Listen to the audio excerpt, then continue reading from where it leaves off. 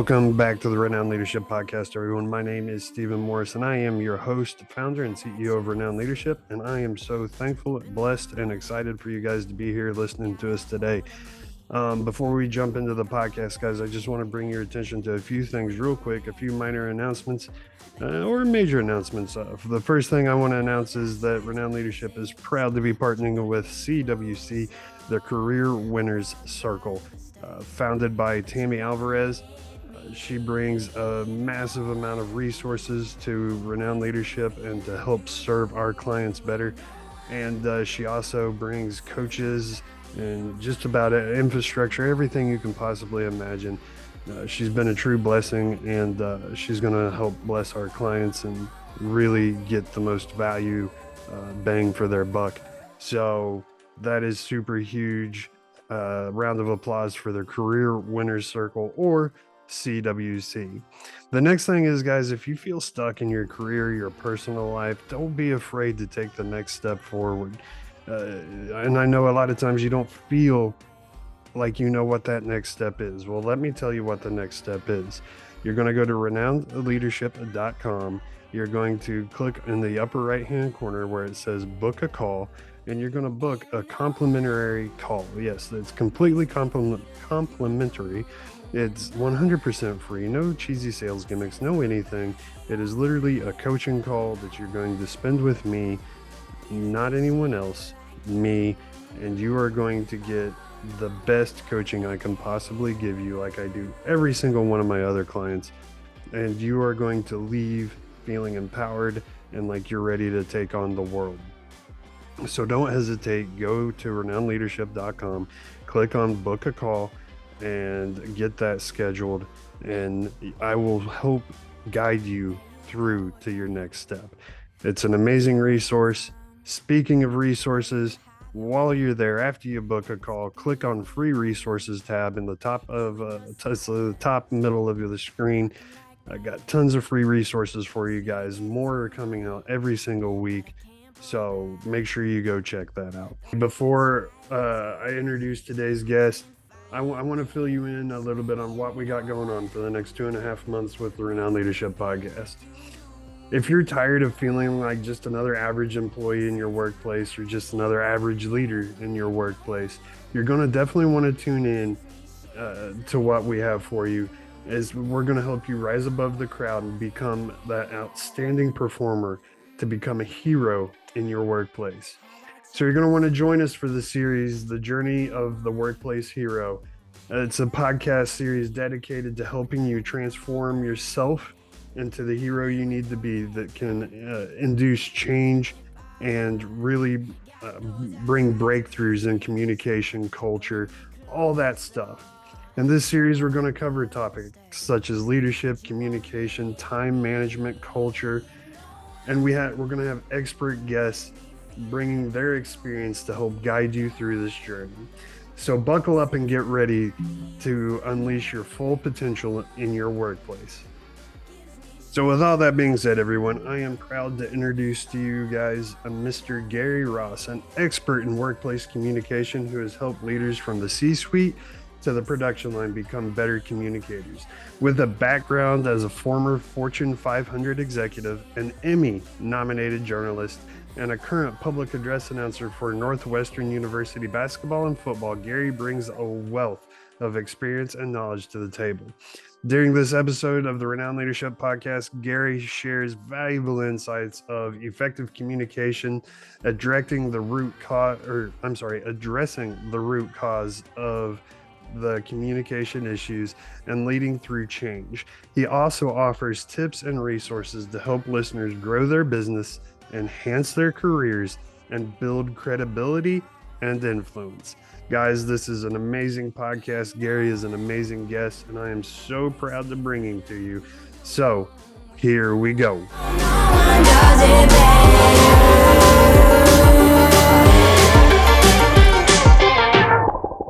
All right, everybody. Welcome back to the Renowned Leadership Podcast. My name is Stephen Morris. As always, your hostess with the mostest. Actually, I'm not a hostess. I should probably stop saying that because I'm not a chick. But I guess nowadays, what's it really matter? Anyway, man, getting political early. Anyway, so first of all, I got to be completely transparent with everybody. I'm going to sound really, really weird today because one, I'm not in my recording studio. My wife and I are actually on vacation in the beautiful Delray, Florida area. And I thoroughly plan on going and spending the rest of my day on the beach. And then also, as in grand fashion, you go on vacation. What happens? You get sick. So I also have a cold. So I sound horrible. I will do my best to not cough in your ear and hit the cough button, but that is what it is. So, I plan on doing very little talking because I have a pretty awesome guest today. I have a Emmy-nominated journalist with us today by the name of Gary Ross. He's a Fortune 500 or previously a Fortune 500 executive. He is or what is it, Gary? A public broadcaster or broadcasting announcer, or what do they call it? Public address announcer. Public address announcer I for address the public. for Northwestern University basketball, men's and women's, and football, which is pretty awesome. Like that's a dream job for me, man. Like how cool is that? And you've done that for what, 30 seasons total? Well, I did women's basketball for 7 years, and then I moved on to men's basketball and just finished my 21st season with that. So, and I don't do women's basketball anymore, but that's 28 total seasons if you add the 7 and the 21, and then 16 seasons of football. Of football, right? So, Yeah. man, almost 30 years of doing the PA. That's I can't think of a better job. It's a hobby. um, It's a lot of fun. Growing up a sports fan and then being able to do it at my alma mater too. That's where I went to school. So that's my those are my guys. Those are my teams. So it's a lot of that fun. is so cool, brother. Well, I don't want to butcher your resume, man. So go. I'm gonna just take a few minutes, introduce yourself, and let everybody know who you are for me. Yeah, so I'm a workplace communications trainer and coach and consultant. As you said, I started out in my career as a journalist in radio and TV, and then moved into communications through the PR side, media relations. And as I grew in my career and gained more responsibility, I got more exposed to internal communications, which I really got passionate about because you're able to help the organization and also individuals at the same time, which is really terrific. And I wound up leading communications departments for 3 large companies in the Chicago area where I'm based, and then became a consultant about 9 years ago on internal communications, and now spend most of my time training and coaching folks on internal communications and also workplace communications in general. Both, and I train communication folks as well as uh, people that are just in any position in the company. That's awesome. And one of my big philosophies is, and we were talking about this before we started recording, is that communication is so important. If you can nail that piece of your puzzle, you're 50% of the way there, if not more. And then, you got 5% here, 10% over there of all the other stuff. But the biggest, the largest part of being successful is how you communicate with others. So, what is your number one rule? Your number Well, one tip for I have good communication? I have 3 number 1 rules of communication. They're all Oh, tied for number 1 okay. I because like it. none of them is more important than the other. They're all equally critical. The first one, which I think is the one that people seem to overlook the most, is that everything communicates. Everything, and it's the obvious communication, whether you're sending an email or you're giving a presentation or you're just simply having a conversation with someone. But it's also the nonverbal stuff as well. Everything from body language. Even when you decide not to communicate, you're actually communicating. So a lot of times people say, well, we're not ready to talk about something yet, so we're just not going to say anything.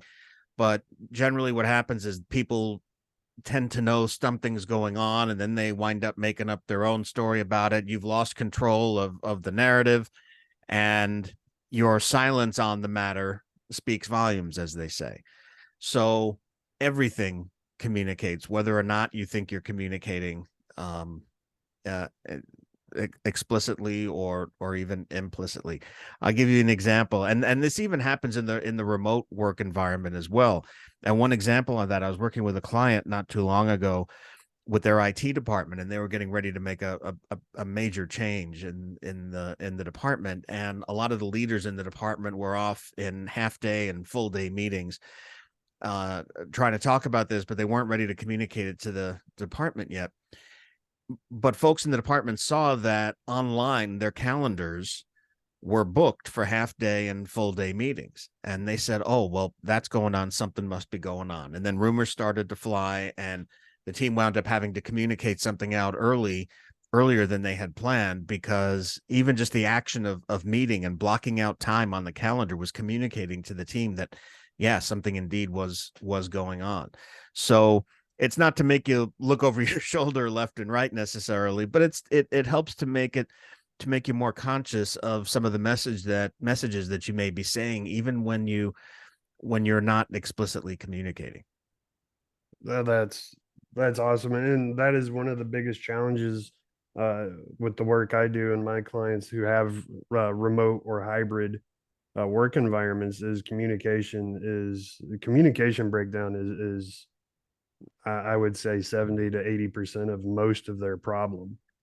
Just and so what advice would you have for that person listening to us that does have that hybrid or remote work? How can they ensure that they are communicating effectively?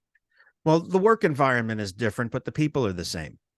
So keep in mind, you have to be, because of the remote environment, you have to be a little more deliberate about about your communication, about your visibility, about showing up, about things you want to say, needing to be a little bit more explicit in some of the things that you're saying, being a little more careful about the vehicle for your communication.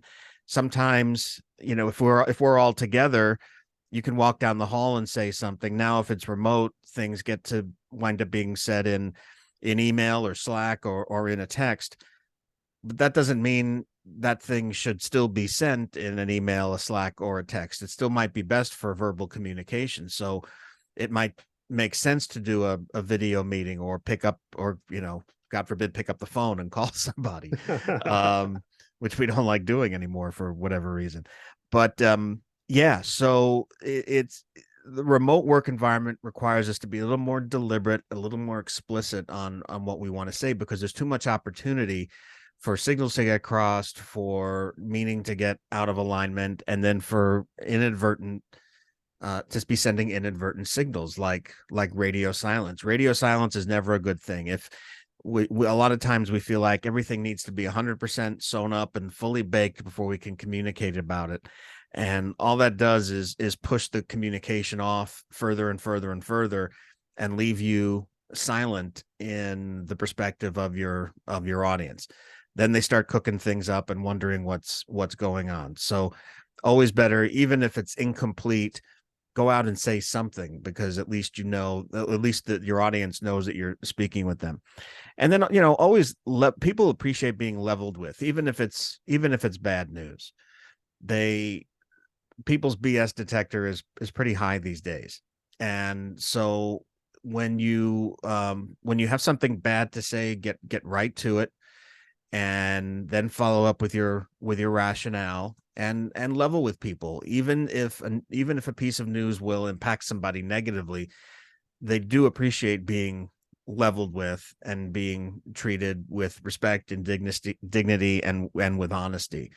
So they say to themselves, well, hey, I might not like this, but at least they're leveling with me.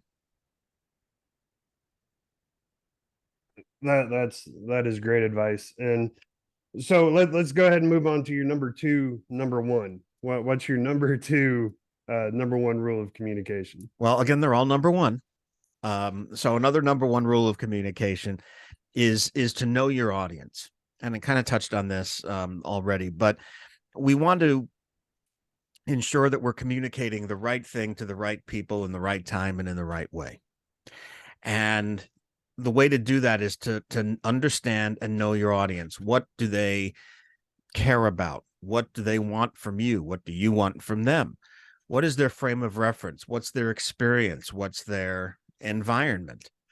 I'll give you an example. I was working with a client a while back. They were launching a new purchasing system for indirect purchasing. That's for not for buying things that you then turn around and sell. It's for buying things that you use as a company, like office furniture and paper clips and that Right. kind of stuff. And the purchasing guy, he spent a lot of time vetting new systems, and he made a pitch to the executives, and he got the new system approved. And because he had put a lot of hard work into it, he thought this was big news. And so he came to us and said, well, we need to communicate. We got this approved. We need to communicate that we're going to have a new purchasing system. I said, okay, well, when do people need to be aware of this? And when do people need to actually start using the new system? Well, it won't be ready for another 6 months, but we need to communicate right now about it. And we counseled him that, well, if we communicate now about it, people are going to tune out when you need them to eventually do something Mm-hmm. differently. Mm-hmm. And if we communicate about this to the entire company rather than just to the people who actually use the purchasing system, you will wind up having them tune you out because they're going to see that it's not relevant to them. They'll push it aside.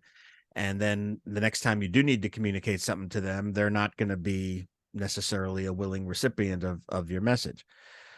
Well, he is, as much as we counseled him to do that, he insisted we get out early on the communication. So we had to do something. We did.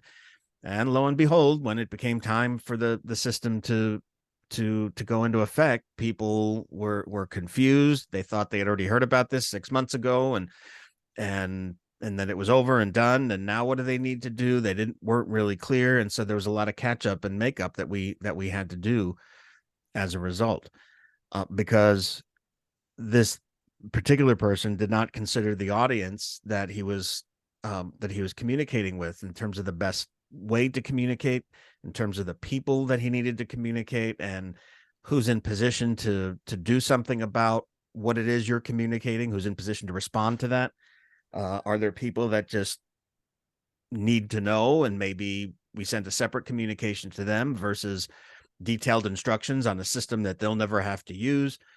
So it's knowing your audience, and it's whether that also applies whether or not you're doing a big communication en masse about a new thing, a new change that's happening. It's also if you're sitting down for a one-on-one conversation, or you're about to have a staff meeting, or you're doing a presentation. Understanding what people are interested in, what motivates them, what they want from you, where they are, how they receive their communication. There's an old axiom that says, go to where the people are. So if you're communicating out to a bunch of people who are working in the field, or say in retail stores or at restaurants, and aren't in front of a computer every day, sending an email is probably not the best way to communicate to those folks. We're going to have to find other ways to do that. So these are, for some people, these may seem obvious, but I tell you, I run across this all the time where people aren't considering their audience, and their communication just kind of goes out into the ether. And then when people don't respond to it or do what they need them to do, but that they wanted them to do, and based on the communication, they're mystified. But a lot of times it's because they haven't considered their audience. Right. Like it could, I guess for me, the old adage is if you try to speak to everyone, you're going to speak to no one because they're going to ultimately tune you out and not listen to you. Yeah. And some of the best advice I think I ever got as far as communication goes and understanding your audience was don't waste people's time. How important is that?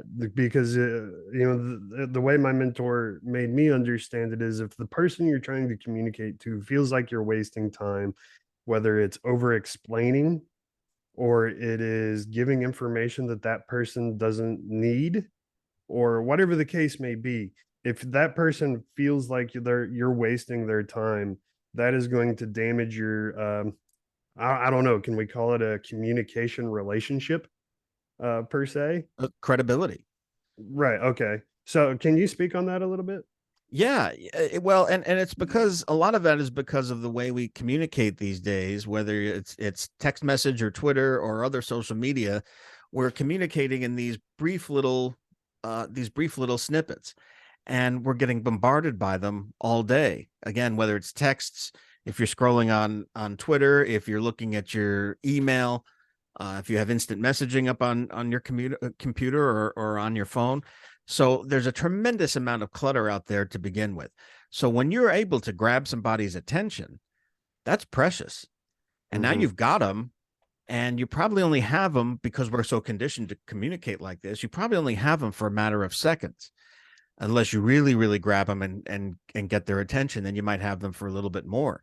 So that's something that's precious and fleeting. And I don't want to sound like a jerk about it, but it's like, okay, you're up, you better get it right. You get or one shot. or the moment will pass you by, and well, you'll get another shot, but you're gonna have to work just as hard that as you did the first time Hmm. to get that Hmm. person's attention. You have to send them another email, you have to make another phone call, and then all of a sudden we're not being too efficient, and that person may feel that you're bothering them, or what have you. So as much as technology has done for our ability to communicate, it's made us communicate in different ways, where we've got to realize, again, this is part of knowing your audience.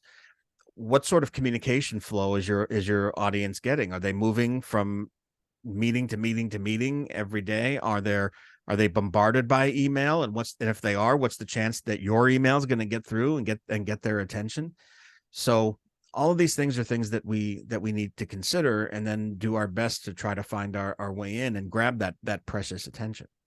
That's such good advice. And, I can relate that to a story in my own corporate experience where I had an employee kind of got forced on me against my will. And this employee had been in several other departments, was absolutely just not a, I don't want to say he was a horrible employee, but he just wasn't good. He was good at his job, but the way he interacted with everybody and just the environment that was around him was not good. And this company, they didn't want to fire him. They didn't believe in they wanted to give people as many chances as they could. But so this employee gets to me, and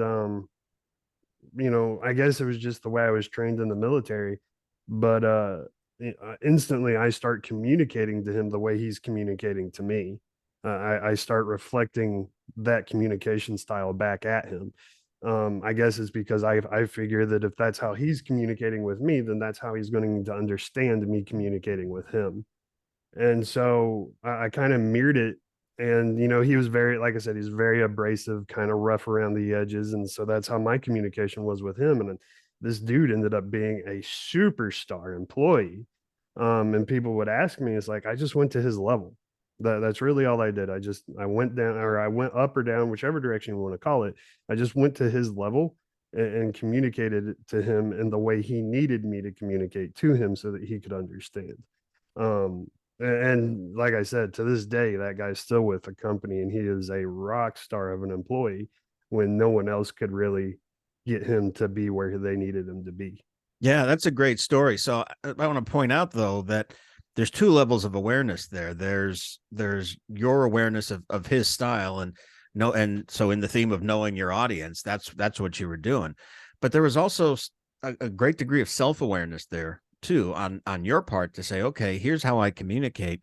I might be vibrating at a different frequency from this guy. I've got to adjust what I do. And so you were aware of your own communication style, which a lot of people don't take time to even consider. So, kudos to you for doing that. And I would also encourage, no, but I would also encourage folks to do that also. So it was your awareness of his style, but it was also your awareness of your own. Yeah, 100%. So before we wrap this little segment up, hit us with the third and final number one. So the other number one rule of communication, and we've kind of touched on this actually in these first two, is tell them a story.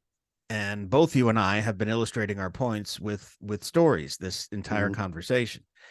And storytelling in business is something that is incredibly powerful. It's underused, but there are more people now talking about it. I have one friend who calls it the storytelling industrial complex, because there's so many people out there talking about storytelling right now.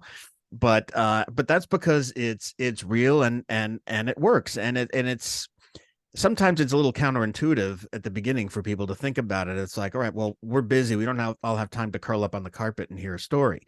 And it's not about that. It's about taking age-old construction of stories and storytelling elements that go back to cave drawings, and that we see Oh, in wow. classic movies like The Wizard of Oz and Star Wars, and even in Shakespeare. All of these Hmm. storytelling elements that we can apply in a business setting. So we're taking what may be a dry set of facts, a dry um, presentation, and converting that into a compelling story.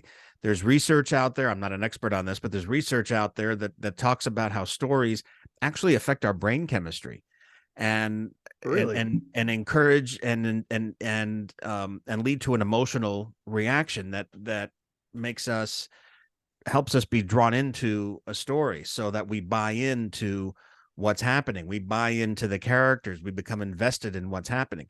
Well, if you do that in a business, um, setting, then then the hero of the story likely is either the organization or employees, or you in particular, and we become invested in our own story. We want to see how it's going to turn out. We're invested in the promise that story may lead to. So I'll give you an example. There's four questions that we can ask ourselves to help develop a story about pretty much anything that we want to communicate. And it's: where are we now? Where are we going? How are we going to get there? And what will it look like when we get there? So once again, it's: where are we now? Where are we going? How are we going to get there? And what's it going to look like when we get there? So instead of coming out and saying, let's say you're leading an office of a few hundred people, and you're moving your this is a case study I use a lot in my training. Let's say we're moving your office from the suburbs into the city, and there's 400 people in this office. You could send out a note that says, the management of the office has determined that we are moving downtown as of June 15th. Your specific moving date will be announced shortly. You will receive materials for your move. We ask that you pack things up promptly and get them ready for the move, and be ready to work down in the new office on our first day of business there, which will be June 18th. Thank you very much for your cooperation. There could be that, or you could have a communication that answers, again, those four questions. Where are we now? Well, we're out in the suburbs here in our office, and while we've been productive, it turns out most of our customers are downtown, and they like that face-to-face interaction. Our competitors are downtown too, and we need to get down there in order to make sure that our office is financially stable. Otherwise, the future of our office could be in doubt. So that's: where are we now? Where are we going? So in order to address that problem, we're going to go invest and make a new office downtown. It's going to be in this new area where there's a lot of restaurants around. It's close and accessible to transit, and so on. How are we going to get there?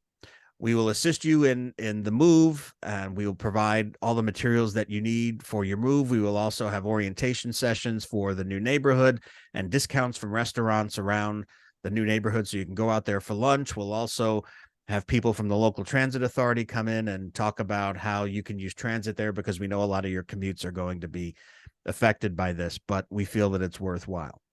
And what's it going to look like when we get there? Once our office is set up and running, we'll be closer to these customers. We're going to have a boost to our office.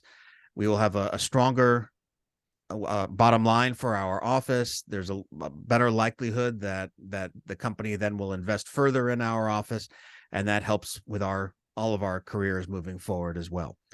So instead of that first dry memo, I've told this story about why we're doing this, and why and what's going to happen, and how it's going to happen, and what it's going to mean for you, and what it's going to look like at the end of the day. So where are we going? Or I'm sorry, where are we now? Where are we going? How are we going to get there? And what's it going to look like when we get there? That's a much more compelling thing to follow along in and to buy into than that first dry memo that I had illustrated. So you look at this story structure, and I think the most obvious movie that uses this structure is The Wizard of Oz. So think about it. Where are we now? We're stuck in Oz, and we can't stay here. We want to go home. So that's where are we now? Where are we going? Well, we want to get back to Kansas, but first we have to go to Oz and see the Wizard of Oz. How are we going to get there? We're going to follow the yellow brick road, but it might be dangerous because the Wicked Witch of the West is out there. And what will it look like when we get there? Well, there's no place like home. And so that's one of the great examples of how that story structure can happen in a movie, and it can also be used in a business setting. Again, there's many other instances of that story structure being used. There's other story structures out there, but they also they all tend to have some of the same elements. Even the one we talked about now has that element of, again, a hero or a heroine, which tends to be us in the story. There's always a journey or a quest involved, and there's a sense of urgency as well. So by incorporating that and taking what, again, may seem to be dry and asking yourself, how can I turn this into a compelling story? By using that little mechanism, you can, and all of a sudden people will, it'll be much easier for you to get people to buy in, invest in the story, and come along with you. Yeah, yeah, I'm sold. When are we moving again? Like, let's go. No, that was incredible. Just imagining myself being in that office and you were my boss talking to me. And I'm military, so I've received those memos. Um, I can't tell you how many times. But the way you broke down the second one, like all I could imagine is being excited, like if nothing else, like, oh sweet, I get a free lunch, like Yeah, cool, let's go downtown and eat. That's right, gonna be fun, right. right? So I mean, if nothing else, like you garnered some sort of excitement, which is going to help the mindset of the transition, which is awesome. Yeah, and Um, the military, that's different. I mean, there's a obviously there's a command structure there. There has to be, and people are told what to do. That doesn't work in the business world, right. and in the civilian world. We need to, and in general, in Western culture, we need to be. Uh, we need context. We need explanation. We need to be told why we're doing something and what's in it for me. Yeah. If you did that in the military, that's probably not a good idea. No, no, But no, if you it's do not. that, but in the business world and in the civilian world, that's what we need. And so um, that's where the storytelling and that degree of context comes along and can really help bring people along with you as a leader. Yeah, that's brilliant. And I've never actually thought so. I guess to put this in context, when I started my company, Renowned Leadership, I hired some coaches and some mentors to help me along the way because I don't believe in ever doing anything alone. And one of the first things that pretty much all my coaches told me was, "Hey, you need to get the book Building a Story Brand by Donald Miller. You need to memorize that book and do exactly what it tells you to do." In which it's pretty much, with the exception of who the hero is, um, it's pretty much exactly what you just walked us through in that brief time. That's, it's many chapters of him explaining that, like, this is how you're telling a story. And he changes who the hero is because the hero is the person that's buying from you, and you're their guide. But I'm sure you've read the book. Have you I read that? haven't, but You've it sounds never. familiar. Oh Yeah, yeah. wow. Yeah, I would recommend it. Just I don't, I assume you'd probably enjoy it. But yeah, it's a life-changing book, Building a Story Brand by Donald Miller. And it's helped fashion it even helped me, describe my niche of what my company does. As I went through the process of building my story brand, it ultimately I ended up niching down, and you know what they say, the riches are in the niches. So anyway, getting off the nerdy stuff, I apologize. I want to move on to something that I have always struggled with, and that is You might call it bad news. I call it just difficult conversations. I've always struggled with that. I'm a very blunt person, and a lot of times in my communication when I'm giving someone bad news, it is very blunt and not a lot of compassion, I guess you could say, behind my words, behind my communication. And that's really bit me in the butt quite a few times. More often than not, that bites me in the butt. So, what advice would you have for someone like me who really struggles giving or having those difficult conversations? Well, let's do 30 seconds of coaching here. Why do you think um you're blunt and don't have that and deliver it in that way without compassion?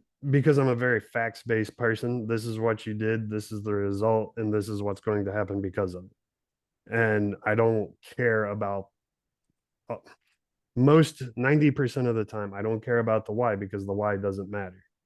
Um, Why doesn't the which why I, matter? well, right, that's wrong. But that's just how my brain works. It's like it doesn't matter that you spent this money. You weren't supposed to spend this money on this thing.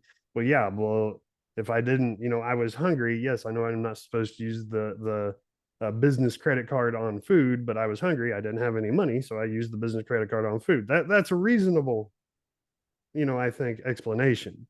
However, in the moment, until I think about it and kind of meditate on it, in the moment, my instant reaction is going to be, you broke the rules. I don't care why you broke the rules. You broke the rules.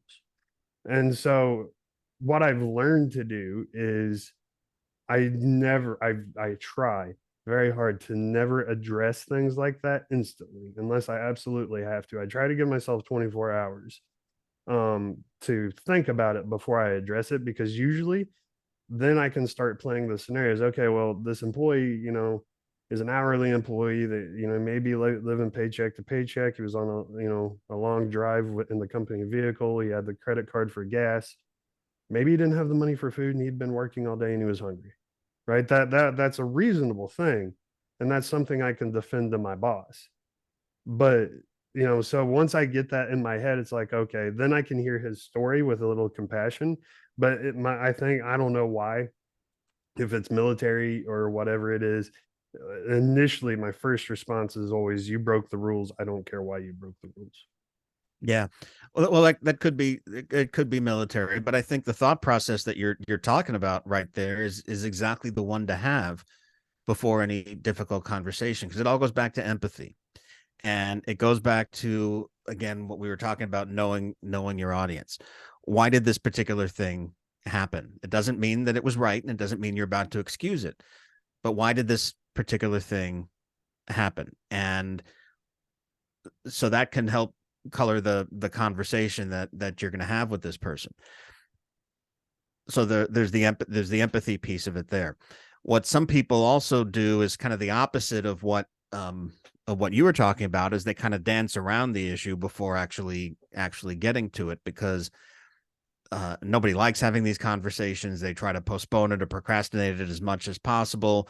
They'll dance around the issue. They'll say, "Hey, how about the weather?" Or, "Did you see the game last night?" That kind of stuff, before getting to the heart of the matter. So there is value in doing in delivering the news right away and getting to the heart of the matter right away, and then backing it up with your rationale. So so there's that, but what you were getting at in terms of empathy, looking at that person's frame of reference, where they may be coming from in this conversation, whether you're disciplining them for something that they did wrong, or you have to deliver a piece of bad news that's no fault of their own. Hey, we're eliminating business credit cards, and here's why, and here's what we'll need to do in the future. Do you have any questions? That sort of thing. So it goes back to that. So when I think of helping people through leading difficult conversations, there's three stages to it. There's the prep, there's the actual conversation, and then there's afterward as well. So the prep, again, is going through some of this thought process, that empathy, trying to think about what someone's frame of reference is coming into the conversation. what some of their questions might be, so you're ready to answer them. Having that conversation again, looking at things such as body language, going through some of the things that you've prepared for and so forth, and then even following up afterward to make sure, if it's really tough news, that the person's okay, if they have any additional questions.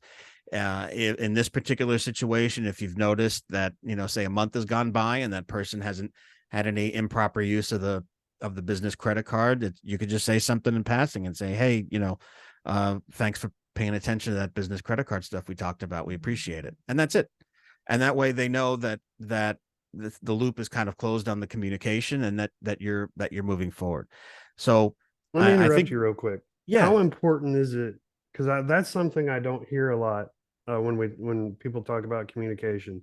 How important is it to close that loop? I think it's very important. So people aren't stewing over something that they thought they might have heard or have made up in their own mind. By closing that loop, by checking to see if there's anything else going on, or if they have any additional questions, you're ensuring alignment on something, and you're just you're avoiding an unintended consequence. And also, by checking up on someone, again, everything communicates. You're showing empathy, you're showing care for that individual as well. Right. I love that, and that is definitely something I think I need to work better on, is closing that loop. I've never even thought of it that way. But that's really interesting. I'm definitely going to have to do some more research and implement that into my communication strategy, if you will. Cool. So I want to talk about something that we touched on briefly, and that's filler words.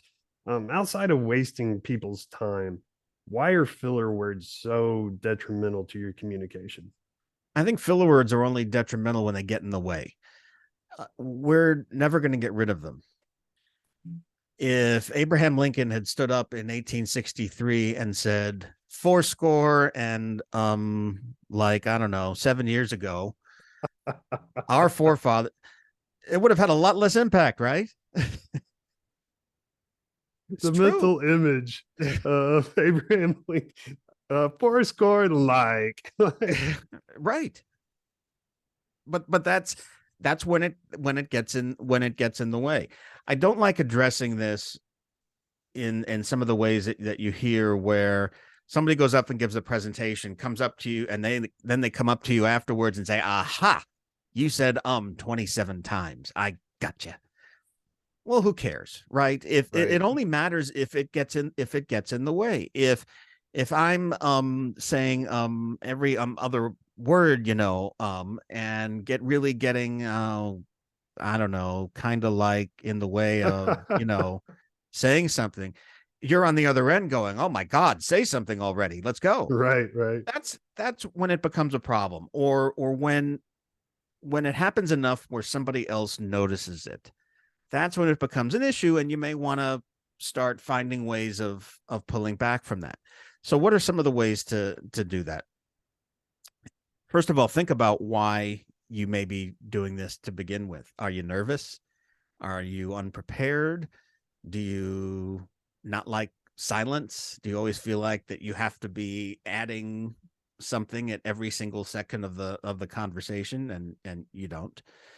So thinking about the causes of that, and I do a whole class on this, actually. So that's one of those that's an idea of how we think about some of the causes behind this. And then what are some of the things that you can do to make sure that it's not happening? Well, you can keep it in the back of your mind, and if you find yourself about to say or or like, then you can stop yourself. Don't be afraid of a pause every now and then. Most likely people on the other end aren't noticing it as much as you are. It feels like an eternity to you, but it doesn't Right. Yeah. feel like that for the person who's listening to you. And then you could also ask others, is this something I'm doing? And are you noticing it? Am I doing it at certain times? Is there a pattern you're noticing? And that can help you as well. You can practice in front of a mirror, in front of a recorder. You can always record yourself on Zoom, and play that back and see what you think. I know a lot of people have a hard time watching and seeing themselves, but Yeah. it is a way to it is a way to tackle that. So I would not be intimidated by it. I wouldn't be focused on totally eliminating it because we're all going to do it at some point. And I've been doing it throughout this conversation. Hopefully it hasn't been too noticeable. If it is, I'll have to work on it some more. But if it's happening, think about why it might be happening versus just thinking about, oh, I have to stop. Thinking about I have to stop, that's something that will help, and you can help catch yourself. But if you address the root causes, is it nervousness? Is it lack of preparation? Do you need to organize your thoughts better, and so forth? If you address the root causes, chances are you'll reduce it significantly. Yeah, I agree with that 100%. And it's funny because I never realized I say so all the time, so much. Like, I start almost every sentence with so, and I had no idea I did that until I started podcasting. And so there you go. Then I beat myself up, and it's like I got to stop doing it. And now I'm thinking about it, so I can't stop doing it. But anyway, I beat myself up and like, man, I got to stop saying so. It's ridiculous. It's annoying. And I got to the place to where when I would record my podcast, I wouldn't do it, but I almost sounded like a robot because I wasn't my normal self and speaking how I normally communicate with others. And then I pretty much just stopped caring. Like if people don't like it, then they don't have to listen. They can shut me off. I don't really care. I mean, I do care, but Yeah. if something that small bugs people, they're not my audience and they're not my client anyway. So there you go. Why would I care anyway? Um, it's one of those things. But then once I just kind of relaxed, gave myself a little grace about it, and really just stopped caring about it, I've realized I don't do it near as much. It's much more tolerable now, and I got, like you said, I started reflecting on why I did that all the time, and it was just nerves. I was nervous. I was doing something new that is really hard. People think podcasting is easy. This is not easy. So once I got into that and really started digging into that mindset, I really started to feel better about it. And I want to transition real quick because we're Well, it's because you almost out addressed of the root. time. Well, yeah, because it was you addressed the root causes. Right. So Absolutely. that's one of the things that helped you with that, and that's terrific. And if I just said my problem is and kind of like, and I'll catch myself saying that, and I haven't had people repeat that back to me, so hopefully it's not a terrible thing that I do, but I notice it and I hear it come out of myself, and I have that like inner cringe Yeah. every Yeah. time it does. And there's verbal tics that we all have as well, and those are some of the things that Why is that? What causes them? I think it's habit. Yeah. Frankly, it is a little. I think some of the root cause goes back to, like you said, nervousness, or feeling like we always have to occupy the space with some sort of sound coming out of our mouth. Mm-hmm. And it's a little bit, I'll use kind of like as a almost as a pause to gather a thought. And so that can be, for me, a sign that, all right, slow down. Right. You don't have to continue to rattle things off to the point where you're speaking faster than your brain can think of something to say, so you have to fill it with kind of like and Mm-hmm. and that's helped me. Right. Well, So and like you said something very important, at least for me, is there can be dead space. You don't, you can take a pause. It's okay to not say anything. And that was something I had to really get over with coaching is it's okay for there to be 30 seconds, 60 seconds of awkward silence in a coaching session. Well, you're letting them think and process what you're discussing. And if you start rambling and talking more, you're just slowing down the process of their development, because now they're trying to process everything you just talked about and they're trying to listen to you at the same time. Just shut up, sit there and let them think. And that was really hard for me.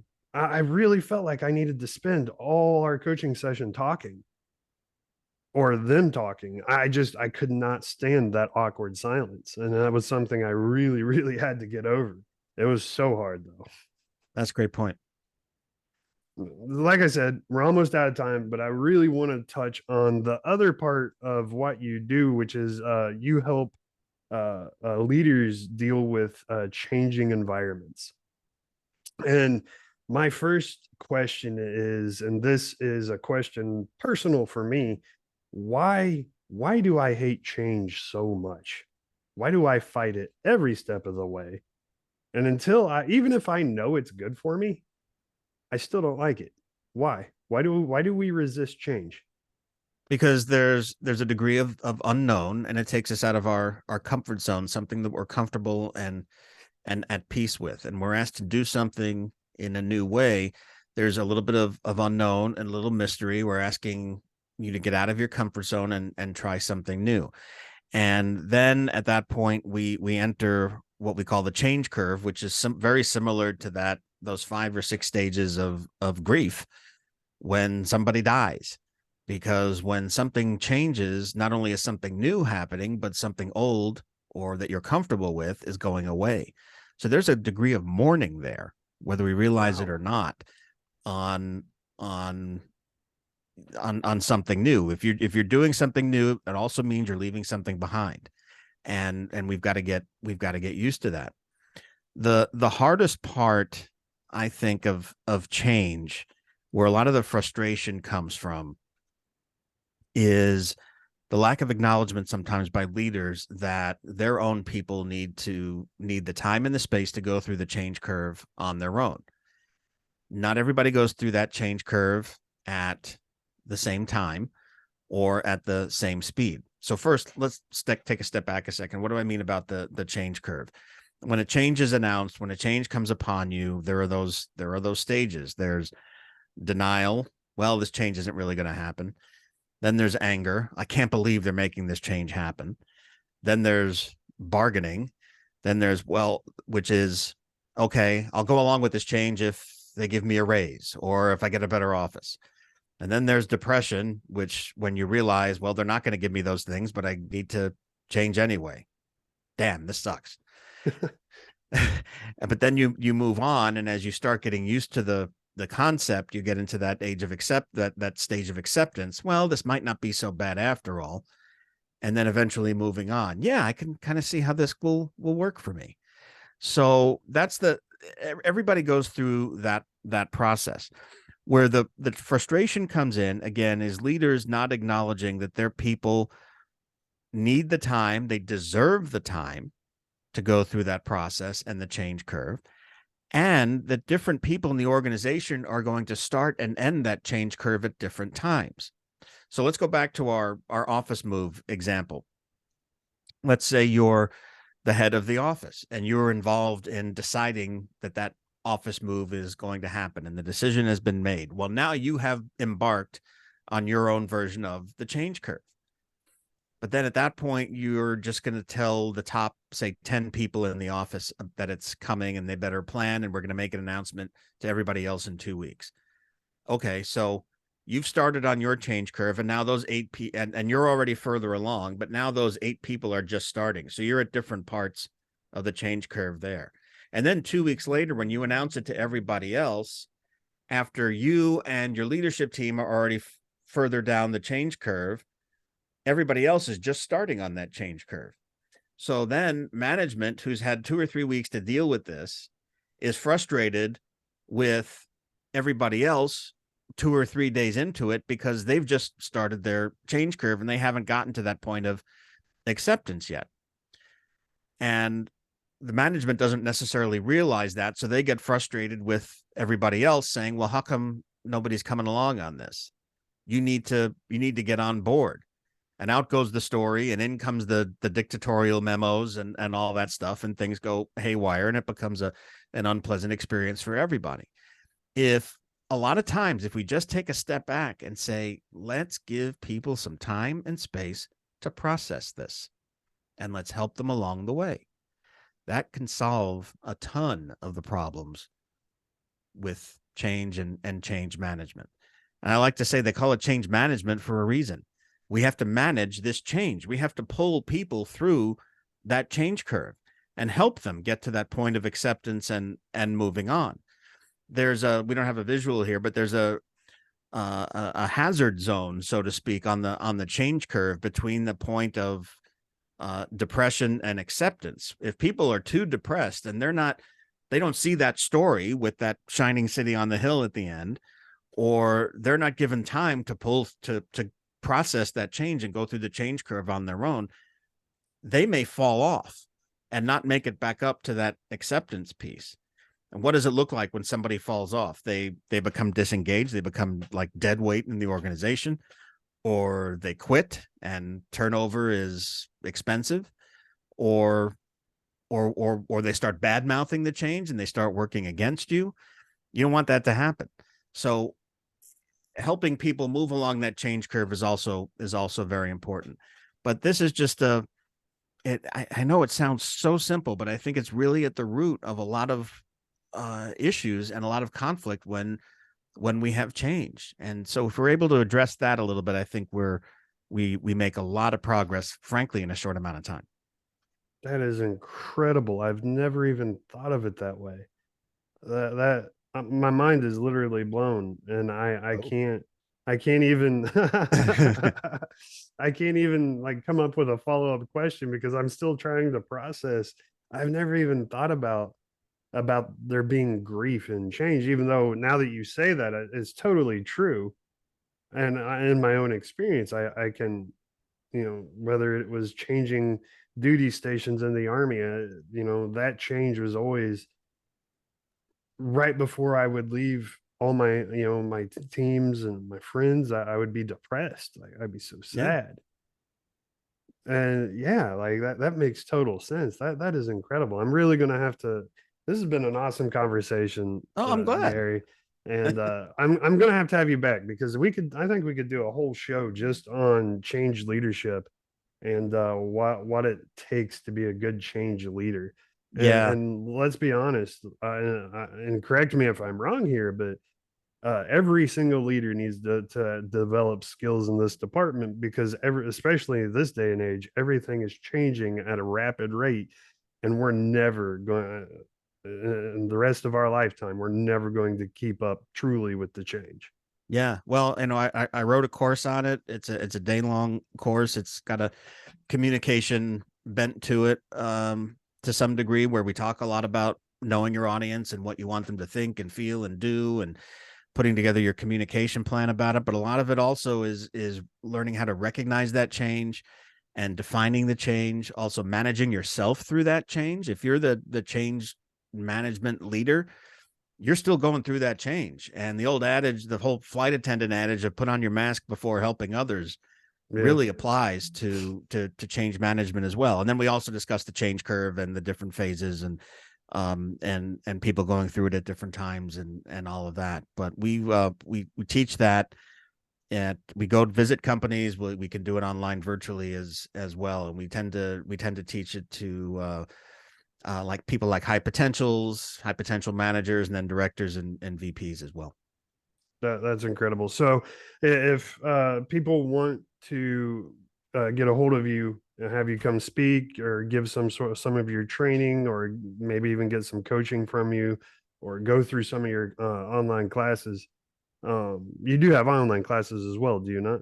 Yeah. So I've got Yeah. 11 Okay. e-learning classes about workplace communication, and those you can hop online and take them online. And I also do live versions of those, either virtually or in person, as well Gotcha. as some other live classes on some related topics as well. And then this leading through change course that I do, and as part of another business skills and leadership development firm that I'm a part of. Awesome. So people want those things. How do they find you, get a hold of you, and get these awesome products that you have to Yeah. offer them? So send me an email. It's Gary.Ross, Gary.Ross at InsideComms, InsideComms, InsideComms.com. Gary.Ross at InsideComms.com. The online e-learning course is plus .insidecomms.com. And all 11 courses are on there as well. You can buy a bundle and get a discount. We also have deep discounts if you want to buy those courses for an entire team. I have one client who purchased access to 4 of the courses for their entire company. Things like communicating bad news and writing and speaking, some tips that we have in there as well. So all good stuff. So yeah, definitely check it out. That is awesome. I appreciate it. And of course, as always, I will have links to all of Gary's stuff, his email address, his website, anything, his socials, all that stuff will be in the show notes and of course on my website, renownedleadership.com. Gary, thank you so much, brother. This was an incredible conversation, and my brain is literally turning faster than it should right now. Just thinking about the change curve because that was intense. You took me on an intense ride with that one. I Oh appreciate boy. Well, I really enjoyed it too, but don't forget you're also on vacation. So, I'm looking at the painting behind you. You got the ocean, you got the sailboat there. I see a fishing rod in the corner. it. Go ahead and contemplate the change curve while you're taking in some rays on the beach. Heck yeah, man. We're doing some deep sea fishing on Monday. We got a friend that owns a fish market down here, and they got a commercial fishing boat that they go catch all their fish on. And so he's gonna take. I love to fish. I fish all the time. I've literally traveled the world many times, but I have never once in my life been deep sea fishing. And I am so excited to go. He's even gonna teach me how to spearfish too, which Oh is my gonna be gosh. incredible. I'm so excited. It's gonna be so much fun, man. Please be So, careful. oh yeah, man. Hey, listen. You don't want to be on the business end of one of those things. Heck yeah, heck no, yeah. Be careful. So I appreciate your time, Gary, and all my guests they get the final word, and sometimes they get mad at me, but that's okay. Give me one final giant piece of wisdom that you would like this audience to hear. Those top 3 rules: know your audience, everything communicates, and tell a story. Awesome. And that is also going to be in the show notes. If you're driving and didn't get a chance to write it down, it'll be there so you can really focus on that because that is incredible stuff, Gary. Thank you so much for your time, brother. Be safe, and we'll have to have you back, man. Sounds great. Thanks a lot. I enjoyed it. Take care. All right, everybody, that wraps up this week's podcast, the Renowned Leadership Podcast. I will see you next week. And remember, everybody, lead like a champion.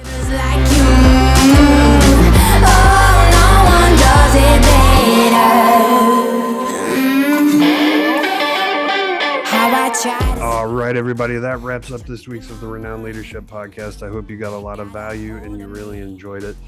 But before we go, I want to just remind you, head over to renownedleadership.com, click on book a call to get your complimentary free coaching call, not a sales call, coaching call with me. And you can get that scheduled as soon as possible. And you're going to have a once-in-a-lifetime experience with me.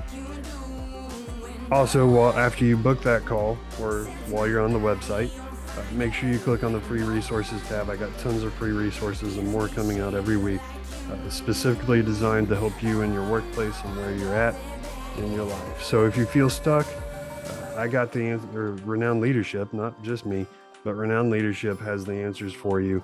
And we are here to help you in any way we possibly can. And if we can't help you, I guarantee you, I know someone who can, and I will get you in the right place you need to be. But that's highly unlikely. I'm pretty sure Renowned Leadership's going to be able to help you no matter where you're at. Today, Gary shared with us his top 3 number 1 tips for workplace communication.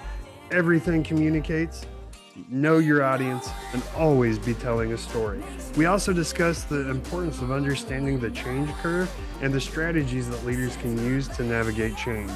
It has been an absolute pleasure having Gary on the show, and we hope you found his insights as valuable as we did.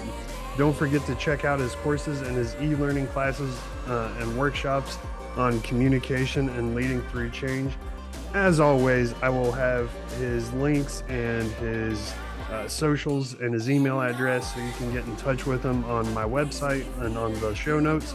So make sure you go check him out. While you're doing that, head over to renownedleadership.com, book a coaching call with me.